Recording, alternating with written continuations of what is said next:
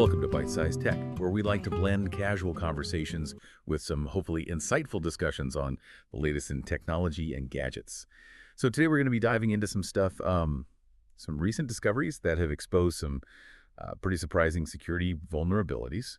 And we've got three pretty interesting cases that we're going to kind of dive into. We've got a potential weakness in GitHub Desktop. We've got a security slip-up with Subaru. And then we've got something really intriguing with enterprise-grade routers from Juniper. Yeah, it's really fascinating because I think all of these cases, while they seem unrelated on the surface, they all point to this kind of common thread, this lack of comprehensive security thinking.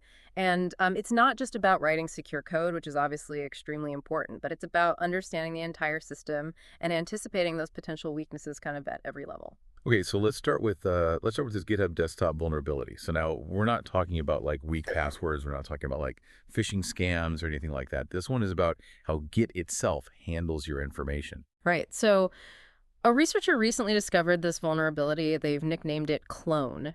And it really kind of exploits the way that Git's credential protocol works. Basically, malicious code can be introduced that tricks the system into sending your login information to the wrong place.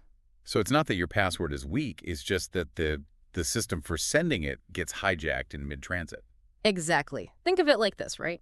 You're sending a letter with some sensitive information, and someone intercepts that letter, and they change the address label while the mail carrier is on their way to deliver it. Your mail still gets delivered, but not to the intended recipient. Wow, that's sneaky. And this wasn't limited to just GitHub Desktop, right? Other Git tools were potentially vulnerable too. That's right. And I think this highlights the importance of ongoing scrutiny, even for these tools that are, widely used and considered to be, trustworthy. There's always room for improvement, and vulnerabilities can crop up in these unexpected places. That's true. This really makes you think twice about all the tools that we use every day, right? And are they really as secure as we assume they are? What are your thoughts on that? Yeah, it's a valid concern. I think, it's important to remember that no system is completely foolproof. Yeah. But, we can minimize those risks by choosing tools from reputable sources that have a strong track record of security and by staying informed about, potential vulnerabilities as they come up. Good advice. So let's move on to Subaru. This one seems almost too simple to be true. A researcher found a flaw not in their code, but in the logic of one of their systems. Right. This was specifically with Subaru's employee portal, which, as you can imagine, contains a lot of sensitive data. And the researcher was able to access the portal just by guessing an employee's email address. The vulnerability was in the password reset process. It lacked any form of external verification. So no confirmation code, no email verification, no nothing. They were just basically relying on the website itself to keep things secure. Yep. Essentially, yes. And that's a big no-no in security. It highlights this common pitfall where there's so much focus on writing secure code, which again is very important, but sometimes the broader security implications of the system's design and logic can be overlooked. Like having a steel door with multiple locks and then just leaving the key under the welcome mat. Like, what's the point of all that security if there's such a simple workaround? Exactly. It's about taking this holistic approach to security and understanding that every part of the system needs to be secure, not just the code itself. Okay, so we've got a sneaky vulnerability in code. We've got a logic flaw that's almost too simple. Now, for the final case, you mentioned something intriguing about Juniper routers. This one sounds like it has a bit of mystery surrounding it. It does. So we're talking about enterprise-grade routers used by businesses and organizations all over the world. And researchers recently discovered a backdoor in these routers. But here's the thing. The origin of the backdoor is still unknown. Hold on. So someone managed to sneak a backdoor into these routers, and no one knows how they did it. That's a bit unsettling, to say the least. It is. So the campaign is being called JMagic, and the backdoor essentially acts like a secret listener lying dormant until it receives a specific signal to activate. Kind of like a sleeper agent blending in until the right trigger is activated. Okay, now that's giving me chills. So what can this backdoor do once it's activated? What are the potential implications here? Well, the scariest part is that many of these routers are used for VPNs, virtual private networks. This means that if exploited, the backdoor could potentially grant attackers access to the private networks these routers are supposed to protect. It's like having a spy in your own communication system. It's a terrifying thought. So we've got a potential vulnerability in the software development world. We've got a logic flaw in a major corporation system. And we've got a mysterious backdoor in critical networking infrastructure. It kind of paints a concerning picture of the state of cybersecurity today. Yeah, there are definitely challenges, but I think by understanding these vulnerabilities, we can start to address them and build more secure systems. And these cases are just a reminder that security needs to be a continuous process, not just a one-time fix. Absolutely. So let's dive a bit deeper into each of these cases and see what lessons we can learn. Let's revisit that Git vulnerability for a sec. I think what's really interesting here is that it wasn't a flaw in the code itself, but rather in the way that Git's credential helper protocol was designed. So this protocol, it allows various Git tools to interact with your system's credential storage, but it didn't adequately account for potential manipulation by, malicious actors. So it's almost like a design flaw that created this backdoor for attackers to exploit. Precisely. And this vulnerability, I think, highlights the need for those robust security considerations, not just at the code level, but also at the protocol and the design level as well. Even seemingly minor design choices can have, pretty significant security ramifications down the line. Yeah, that makes sense. Moving on to Subaru, you mentioned that the vulnerability stemmed from a lack of external verification during the password reset process. Could you elaborate on that a little bit? Why is that external verification so critical in this context? Sure. So external verification, things like sending a confirmation code to the user's email or phone. It acts as this additional layer of security.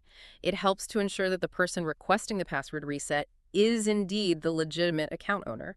In Subaru's case, the absence of this verification meant that anyone who knew an employee's email address could potentially gain access to the employee portal.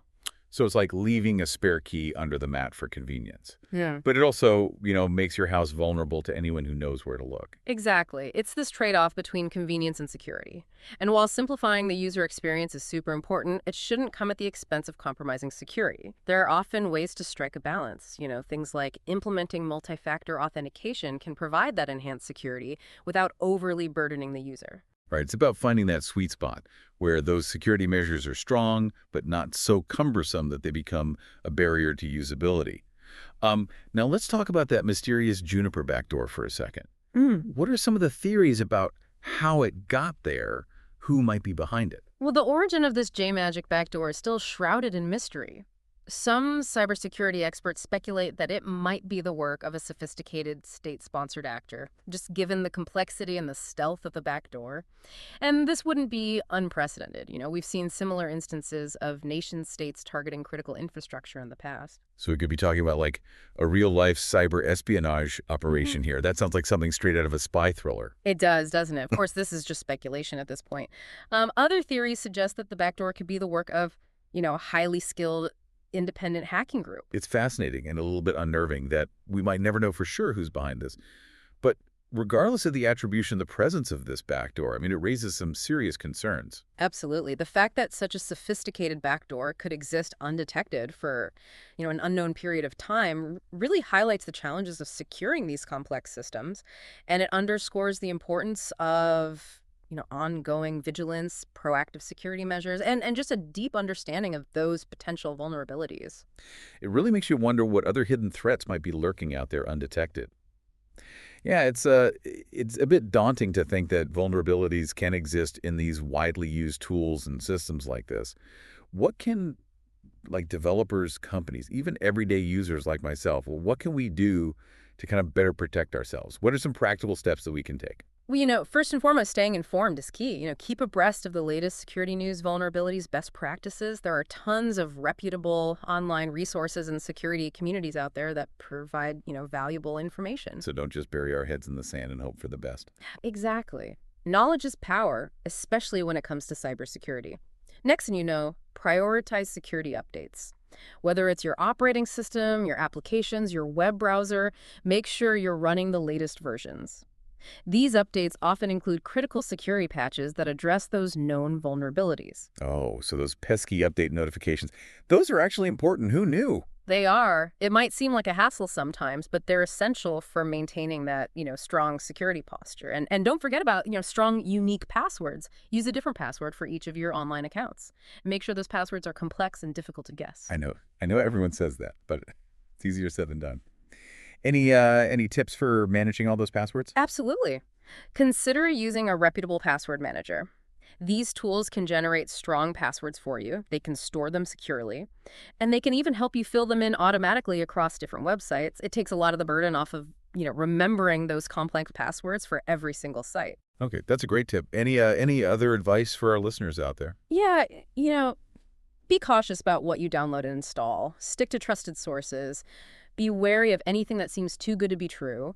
Free software or downloads from, unfamiliar websites can often contain malware or other hidden threats. I like that free antivirus software that's actually a virus itself. Classic. Exactly. And remember, security is not just about technology, it's also about behavior. Be mindful of phishing scams. And don't click on links or open attachments from unknown senders. Oh man, those can be tricky sometimes. They look so real. Any tips for spotting a phishing attempt? Yeah, look closely at the sender's email address. Hover over any links before clicking to see the actual URL. And be wary of any emails that, create a sense of urgency or pressure you to act immediately. If something feels off, it probably is. Trust your gut. Be cautious. Yeah. Great advice. Any final thoughts you'd like to share? I think, security is this constantly evolving landscape. What's considered secure today might not be tomorrow. So it's crucial to stay informed, adapt our practices, and remember that, security is everyone's responsibility. By working together and sharing knowledge, we can create a more secure digital world for everyone. Well said. Thank you so much for joining us today and sharing your expertise. It's been a really eye-opening discussion, and I feel much more equipped to navigate this digital world safely. My pleasure. And all of you listening out there, thanks for tuning into Byte-Sized Tech. If you enjoyed this deep dive, please like, comment, share, and subscribe for more fun tech discussions.